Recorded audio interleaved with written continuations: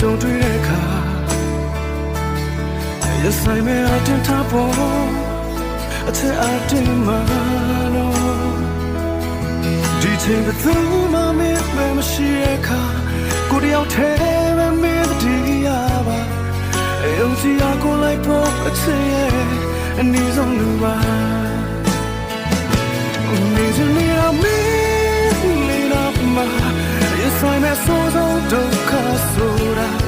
တော့ရင်းနေတဲ့ချစ်သူလက်ကိုကိုင်ဆွဲကာနေစနေရမင်းပြောင်းလေးခုသာဝိသနာပဲပြောင်းမစေတဲ့ခွက်ပါI am meant to pay for you. Lo atai bo, ko hani zong che ya du.